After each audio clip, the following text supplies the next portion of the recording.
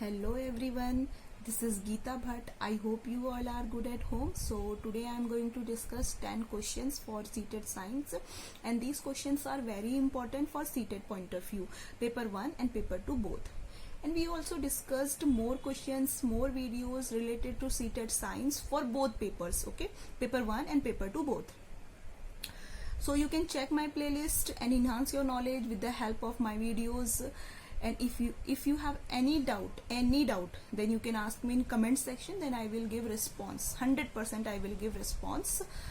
And if you like the video, please like, share and subscribe my channel. So start. First question.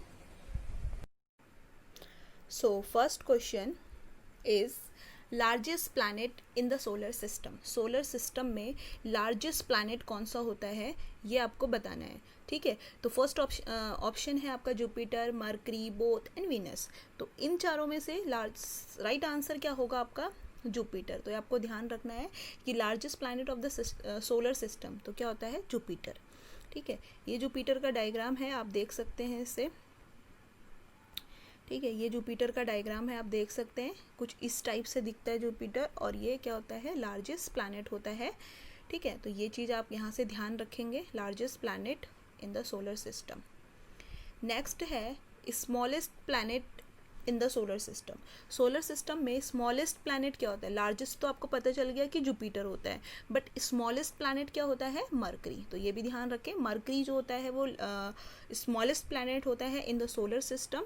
This is the diagram. आप ये diagram देख सकते हैं mercury का diagram है, कुछ इस टाइप से दिखता है. और अगर हम देखें, जो मरकरी जो होती है ये सबसे नियर भी होती है.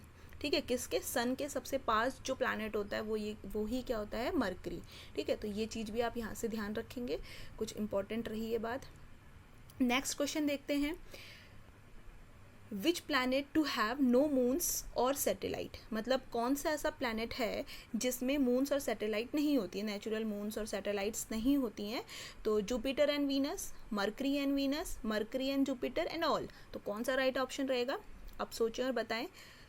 तो राइट आंसर रहेगा आपका Jupiter and Venus, mercury and Venus. ठीक है, तो राइट आंसर है आपका मरकरी एंड वीनस. ठीक है, कंफ्यूज करने के लिए वीनस के साथ जुपिटर दे दिया और फिर मरकरी के साथ जुपिटर दे दिया, तो कंफ्यूज कर देते हैं क्वेश्चंस में. ठीक है, आंसर में, तो वो चीज़ ध्यान रखनी है. तो मरकरी एंड वीनस जो होते हैं ये दो ऐसे प्लैनेट हैं जिनमें मून और सैटेलाइट नहीं होती. तो इस टाइप के क्वेश्चन बहुत आते हैं सीटेट में. ठीक है, आप प्रीवियस पेपर भी देखेंगे तो वहाँ पर भी आपको मिलेंगे. ठीक है, तो ये रहा. अब यहाँ पर आप ये देख सकते हैं डायग्राम, जैसे कि ये डायग्राम है, जूम कर लेते हैं अगर आपको नहीं दिख रहा है तो. ठीक है, तो ये डायग्राम है, इस डायग्राम में आप देख सकते हैं जैसे कि ये क्या है आपका? ये दिखा रखा है सन है. तो ये टोटल कितने प्लैनेट होते हैं तो पता होगा 8. टोटल 8 प्लैनेट होते हैं सोलर सिस्टम में. पहले 9 थे लेकिन एक अब हटा दिया गया, तो टोटल अब 8 प्लैनेट है इन सोलर सिस्टम. तो देखो, सबसे पहले क्या लिखा हुआ है आपका? Mercury, Venus, Earth, Mars, Jupiter, Saturn, Uranus and Neptunes. तो ये क्या है? आपके 8 प्लैनेट हैं, जिसमें अगर हम देखें तो सबसे पास जो प्लैनेट होता है, यानी कि सबसे पास कौन सा प्लैनेट होता है आपका? मरकरी जो सबसे नियर है, जैसे अभी हमने बताया था. फिर वीनस, अगर हम वीनस की बात करें ना, तो वीनस जो होता है अगर हम देखें तो सबसे चमकीला ग्रह है. ऐसे क्वेश्चन आ जाता है, हिंदी इंग्लिश जो भी है.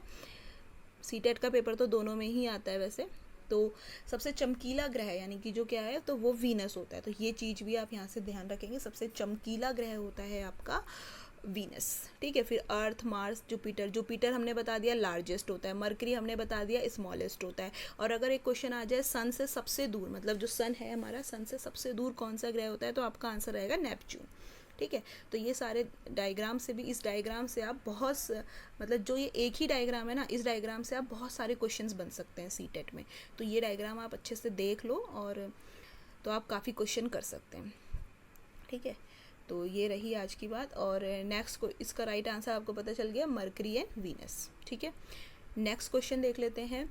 Audible sound in human beings. जो ह्यूमन बींग्स होते हैं उनमें ऑडिबल साउंड्स क्या होती है? More than 20,000 hertz, 20 hertz to 20,000 hertz, less than 20,000 and 15 hertz to 20,000 hertz.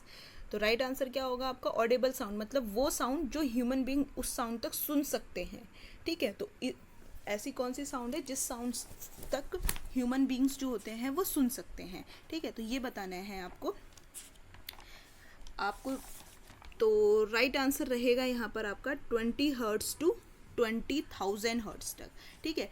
20 से 20,000 हर्ट्स तक की जो साउंड होती है वो ह्यूमन बींग्स सुनते हैं। इससे ऊपर की साउंड ह्यूमन बींग्स नहीं सुन सकते। अगर हम देखें, अगर वो 20,000 से ऊपर नहीं सुनाई देती ह्यूमन बींग्स को, और 20 हर्ट्ज से नीचे भी नहीं सुनाई देती है, ठीक है। तो जो एग्जैक्ट साउंड रेशियो जो है वो 20 हर्ट्ज टू 20,000 हर्ट्ज, ठीक है। और इनऑडिबल साउंड्स क्या होती है, अगर हम ह्यूमन बींग्स के लिए इनऑडिबल साउंड्स क्या है, ग्रेटर देन 20,000 और लेस देन 20 हर्ट्ज, ठीक है। तो राइट आंसर क्या रहेगा आपका 20 हर्ट्ज टू 20,000 हर्ट्ज, जो आपको ध्यान रखना है। इसके अपोजिट अगर हम बात कर लें, जैसे डॉग होते हैं, ठीक है। तो डॉग्स जो होते हैं वो 20,000 मतलब 20,000 से ऊपर की साउंड को सुनते हैं, ठीक है। तो 20,000 से ऊपर की जो साउंड्स होती है उन साउंड्स को सुनते हैं डॉग। और जो अल्ट्रासाउंड होता है तो अल्ट्रासाउंड में भी वो साउंड सुनी जाती है। बैट, डॉग, अल्ट्रासाउंड, इन सब में ग्रेटर देन 20,000 की साउंड को सुना जाता है, ठीक है। तो ये क्वेश्चन भी आप ध्यान रखेंगे, काफ़ी इंपॉर्टेंट है। तो राइट आंसर आपका ये रहा। नेक्स्ट क्वेश्चन देख लेते हैं। नेक्स्ट क्वेश्चन है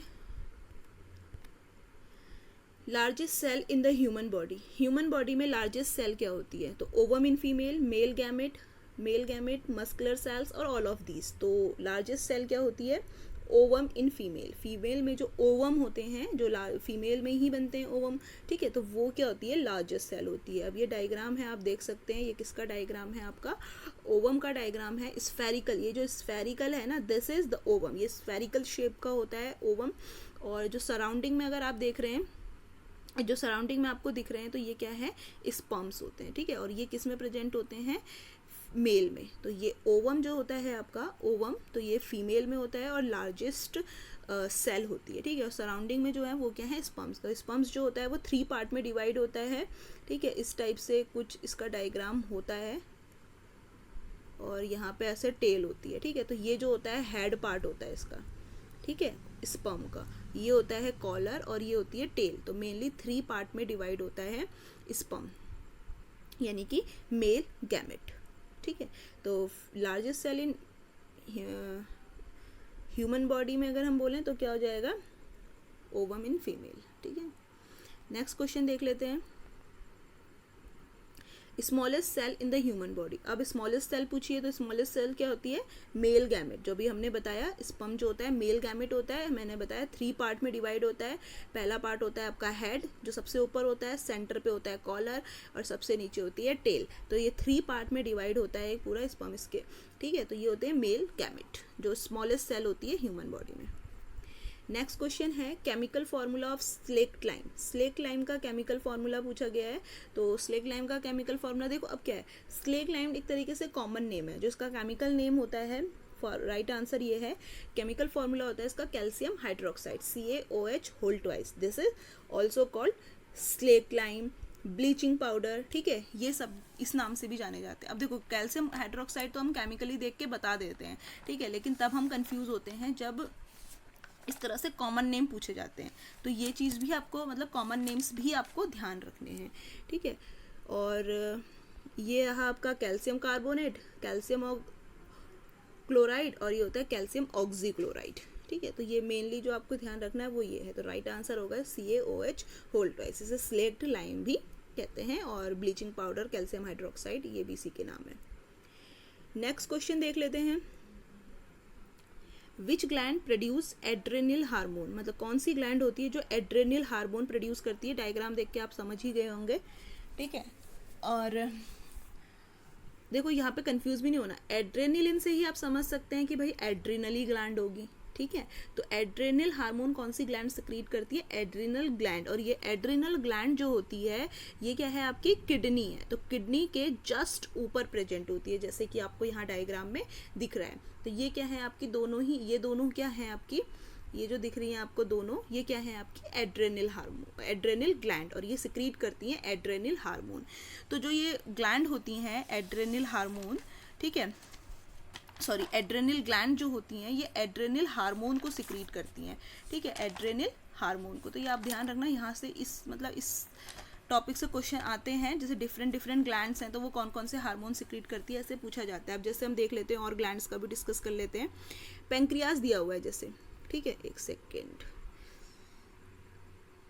हाँ पेंक्रियाज दिया हुआ है जैसे आपको, तो पेंक्रियाज कौन सी ग्लैंड सिक्रीट करती है ये भी आपको पता होना चाहिए, ठीक है। अगर कभी कभी जरूरी नहीं है कि हर बार एड्रेनल के ही बारे में पूछा जाएगा। तो पेंक्रियाज का अगर हम देखें तो पेंक्रियाज कौन सा हार्मोन सिक्रीट करती है, इंसुलिन हार्मोन सिक्रीट करती है, ठीक है। तो ये ध्यान रखना है, इंसुलिन हार्मोन सिक्रीट करती है पेंक्रियाज ग्लैंड। आप नोट डाउन करते चलें क्योंकि कुछ कुछ इंपॉर्टेंट चीज़ें हम बताते भी चलेंगे तो उन्हें लिख लें। तो पेंक्रियाज जो होता है वो क्या सिक्रीट करती है, इंसुलिन हार्मोन। और अगर इंसुलिन की कमी हो जाती है ह्यूमन बींग्स में तो फिर क्या होती है, डायबिटीज़ डिजीज़ हो जाती है, जो शुगर हो जाता है ना वही, ठीक है। और थायराइड ग्लैंड नेक्स्ट दिया है जैसे थायराइड ग्लैंड, तो इसके बारे में भी डिस्कस कर लेते हैं। थायराइड ग्लैंड जो होती है, देखो नाम से क्लियर है, थायराइड ग्लैंड करती है थायरॉक्सिन हार्मोन। कौन सा हार्मोन, थायरॉक्सिन हार्मोन को सिक्रीट करती है थायराइड ग्लैंड।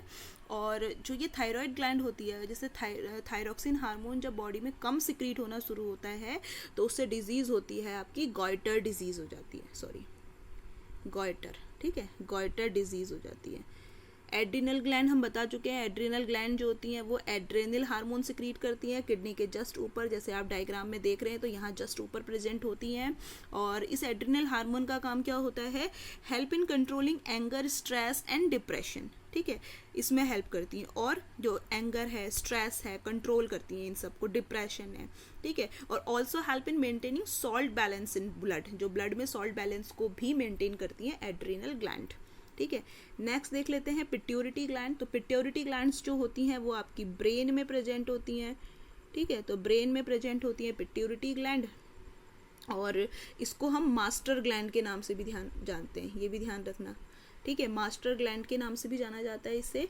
और जितनी भी और ग्लैंड्स होती है ना उनको कंट्रोल, मतलब जितने भी हार्मोन सिक्रीट करती हैं और सारी ग्लैंड, जैसे pancreas, thyroid gland, adrenal gland, तो इन सब के जो भी हार्मोन सिक्रीट करती है उन हार्मोन्स को कंट्रोल करने का काम होता है पिट्यूरिटी ग्लैंड का, ठीक है। तो एक तरीके से इसे मास्टर ग्लैंड भी कहा जाता है और ये ब्रेन में प्रेजेंट होती है, ठीक है। तो ये चीज़ें ध्यान रखना, बहुत इंपॉर्टेंट है ये टॉपिक, अपने आप में ही एक तरीके से बहुत वाइड है ये टॉपिक।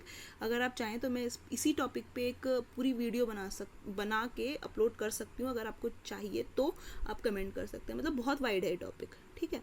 तो एड्रेनल हार्मोन का तो आंसर आपको पता चल गया है, एड्रेनल ग्लैंड।